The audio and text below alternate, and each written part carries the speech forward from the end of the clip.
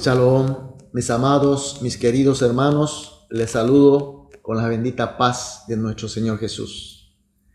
Estamos en el culto matutino de hoy gracias a la guía, al amor y la gracia de nuestro buen Dios. Así que iniciamos este culto con el corazón agradecido y también deseoso, porque vamos a recibir grandes bendiciones, grandes luces de nuestro Dios. Iniciamos entonces este culto matutino de hoy con una oración. Amantísimo Padre Dios, gracias por hacernos despertar y estar contigo en esta primera hora. Señor, a pesar de que estamos pasando un tiempo bastante difícil, pero estamos contigo. Tu gracia es cada vez más grande. Tu luz es cada vez más intenso. Señor, a través de este culto de hoy, queremos, Señor, estar en tu luz.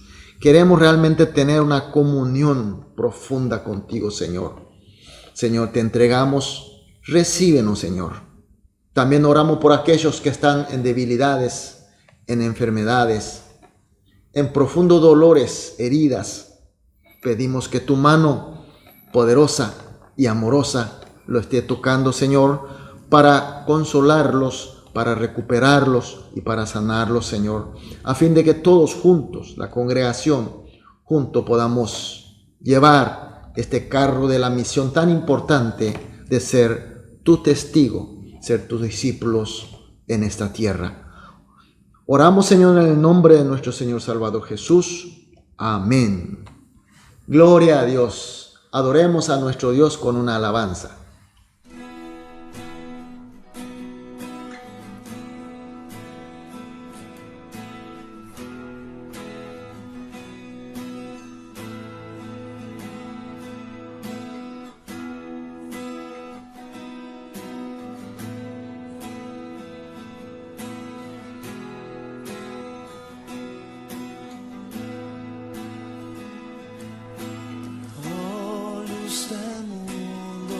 Bajaste a la oscuridad, mis ojos abriste, pude ver belleza que causa que mi ser te adore, esperanza de vida en ti. Vengo a adorarte, vengo a postrarme, vengo a decir que eres mi Dios. Eres simplemente bello, simplemente digno, tan maravilloso para mí.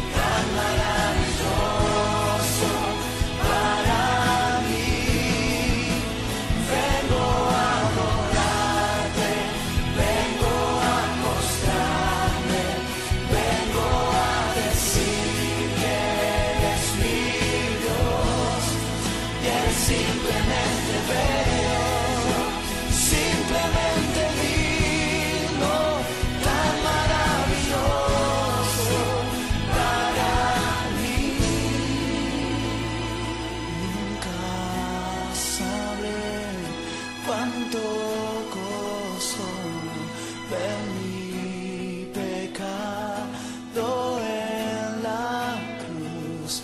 Nunca sabré cuánto costó ver mi pecado en la cruz.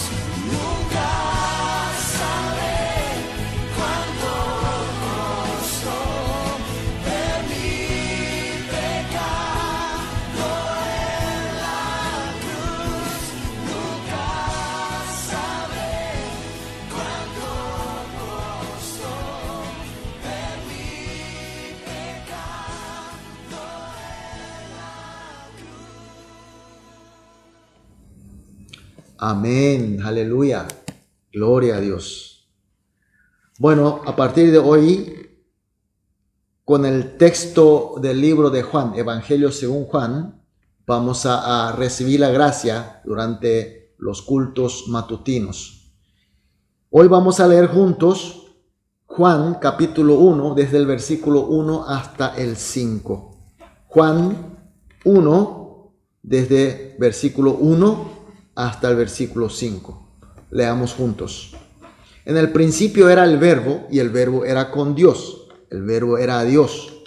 Este era en el principio con Dios. Todas las cosas por Él fueron hechas, y sin Él nada de los que ha sido hecho fue hecho. En Él estaba la vida, y la vida era la luz de los hombres. La luz en las tinieblas resplandece, y la tiniebla no prevalecieron contra ella. Amén. Mis queridos hermanos, según las opiniones tradicionales, la mayoría de los libros del Nuevo Testamento fueron escritos en los años mediados del siglo I, por supuesto después de Cristo. Y los escritos por el apóstol Juan, solamente los escritos por Juan, fueron hechos entre la década de 80 y 90, casi al final del primer siglo. De esta manera se completa el Nuevo Testamento. ¿Por qué este espacio de tiempo? ¿Por qué todos los otros libros se escribieron en el mediado del siglo I y después unos cuantos tiempos se escribe la palabra a través del apóstol Pablo?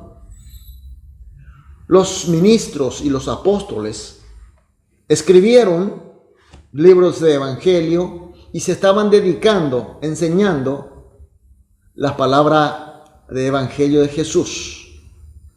Pero, por lo visto, en la vista de nuestro Señor faltaba algo. Y a través de Juan completa.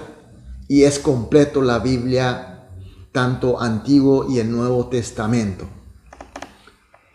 Los ministros de esa época y los apóstoles se dedicaron a predicar y enseñar el evangelio de Jesús sin distinción de nada, conforme a la palabra de Jesucristo, a todas las naciones y a todos los pueblos, sean judíos, gentiles, hombres, mujeres, ricos, esclavos.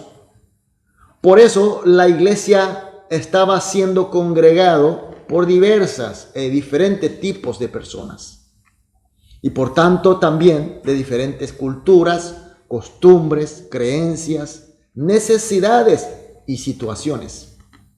Y esta multiplicidad de personas lógicamente trae confusiones en la convivencia. Pero estaban los apóstoles, estaban los líderes que tenían convivencia y experiencia con Jesucristo y por tanto tenía respeto, tenía autoridad ante la congregación, y por eso ellos, esa confusión lo encaminaba, lo guiaba hacia un ordenamiento. Y por ese respeto la gente seguía la enseñanza de los apóstoles y así resolvían problemas de confusiones. Pero ocurre que estos líderes respetados se iban muriendo muy pronto porque era una época de persecución. Muchos fueron martirizados, muertos por la persecución. Y cada vez eran más pocos estos líderes respetados por la congregación. Entonces los conflictos crecen y cada vez es más grande y cada vez más fuerte, cada vez más profundo. Y el conflicto más grande, el conflicto básicamente, como todos confesaban creer a Jesucristo, pero había una discusión fuerte sobre la identidad de Jesucristo. Algunos decían que Jesucristo es solamente hombre, porque así únicamente se justifica su sacrificio del pecado o por el pecado. Porque si Él era sacrificado como Dios, entonces Él no hubiera sentido el dolor de sacrificio, por tanto no tendría mérito suficiente. Por eso Jesús tenía que ser hombre y es hombre. Y otro grupo que decía Jesús es Dios, porque si no, no se puede explicar su perfección y su poder. Jesús ha tenido una vida perfecta. Jesús ha tenido enseñanza perfecta, un testimonio perfecto, y un hombre no puede ser perfecto. Por tanto, Jesús era o es Dios. Y otros que decían, Jesús no es Dios ni tampoco hombre, sino que es alguien, un ser, un poco más que el hombre, lleno de Espíritu Santo, pero un poco menos que Dios, respaldando, porque Jesucristo siempre habló hijo del hombre, habló hijo de Dios. Mis queridos hermanos, estos conflictos, ¿cómo podría resolver si cada grupo piensa a su manera, con su cultura, con su creencia y con sus cosmovisiones? La única persona que podían ellos respetar, la única persona que podría ellos reconocer la autoridad, era el único sobreviviente entre los apóstoles, que era el apóstol Juan. Entonces Dios inspira a Juan para que levante la pluma y escriba para terminar con esta confusión sobre la identidad de Jesucristo. Y el resultado es el libro del Evangelio según Juan, que estamos teniendo como texto para estos cultos matutinos que estamos teniendo. En el versículo 1-2 vemos que Jesús, desde el principio, es o era verbo y estuvo con Dios y es el mismo Dios. ¿Y cómo se entiende esto? La palabra verbo es la traducción del griego logos, que es una palabra netamente de tinte filosófica. Mucha gente por eso hace un análisis, una explicación, un estudio filosófico, pero no se debe ver desde el punto de vista filosófico, porque tanto Juan como los destinatarios de estas palabras no eran filósofos y el escrito tampoco tiene el fin filosófico, sino que se trata del Evangelio de Jesús. Evangelio de salvación, de quién era Jesús y qué es lo que Él enseñó. El entendimiento y el uso de la palabra logos para la gente de esa época, gentes normales, eran para referirse a la deidad o la manifestación de ese ser divino. Entonces lo que Juan está diciendo por la inspiración de Dios, que Jesús es un ser divino que estuvo desde el principio con Dios y es a la vez mismo Dios. El versículo 3 también dice, Jesús es el creador de todas las cosas conjuntamente con Dios, en este caso Dios Padre, y sin Él nada de lo que ha sido hecho fue hecho. En esa época muchos cristianos, especialmente de origen judío, creían que el único ser divino y el creador es Dios Jehová. Y como que no aceptaba a Jesucristo como Dios, entonces para corregir este concepto, Juan aclara que Jesús es deidad, es Dios. Estuvo desde el principio con Dios y es Dios. Y Él creó con Él todo lo que existe. En el versículo 4 dice que en este Jesús hay vida y esa vida es la luz para los hombres. Juan utiliza la palabra en su versión original, que es griego, zoe, la que es traducida en nuestra Biblia como vida. En griego hay varias palabras que se refieren a la vida, sería como bios, psique o zoe, y hay otros. Pero Juan en su escrito usa la palabra zoe para referirse a la vida eterna, en todo su escrito. Él distingue la palabra zoe como la vida eterna. Entonces aquí lo que Juan está diciendo es que Jesús, como ser divino, que estuvo desde el principio con Dios y es Dios, y en él hay zoe, una vida, pero no una vida que nosotros conocemos, sino una vida eterna, y la que se ilumina como luz ante todos los hombres. Mis queridos hermanos, hoy confesamos y creemos que Jesucristo es nuestro Señor y Salvador. ¿Saben por qué? Porque esa luz de Jesucristo de vida eterna nos ha llegado. Llegó la gracia de Él a nosotros. No crea que esto es para todas las personas, sino que son bendiciones, son gracias, son elecciones de nuestro Señor. Entonces, tenemos que estar agradecidos, porque fuimos elegidos. No porque tenemos algún mérito, sino que Él nos amó, nos eligió y nos iluminó a fin de que podamos creerle y aceptarle a Jesucristo como luz de la vida eterna. Entonces, mis queridos hermanos, somos iluminados por la luz de la vida eterna de Jesucristo. Entonces la pregunta es, ¿estamos conociendo a nuestro Señor Jesús como la fuente de la luz de vida eterna? ¿O estamos conociendo a mi manera, o realmente estamos conociendo como la palabra está testimoniando que Él es la luz de la vida eterna? Le tenemos como Dios, le tenemos como el creador absoluto, y de esa manera respetamos, nos comunicamos, mantenemos en comunión y lo experimentamos. Y así debería ser. Es el mensaje que el texto de hoy nos está dando. Entonces, mis queridos hermanos, esta mañana vamos a orar juntos, como siempre hacemos en todos los cultos matutinos, 3 motivos de oración. En primer lugar, vamos a orar que sepamos, que creamos al Señor Jesucristo conforme a su palabra.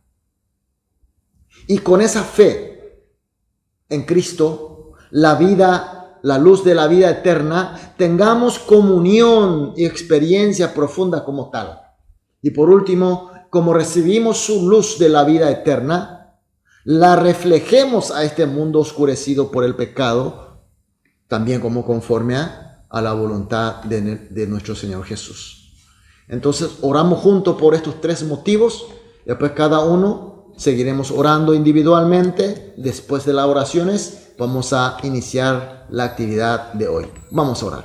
Amado Dios, gracias por tu palabra. Gracias por iniciar este nuevo libro evangélico que complementa, que termina el Nuevo Testamento. Señor, pedimos, como hemos visto, que sepamos, creamos a ti, Señor Jesús, como la palabra nos enseña. Y con esta fe en ti, Cristo Jesús, la luz de la vida eterna, tengamos comunión, experiencia profunda contigo, Señor. Y por último, pedimos, como recibimos tu luz de vida eterna, la reflejemos a este mundo oscurecido por el pecado conforme a tu voluntad. Oramos en el nombre de Jesús. Amén.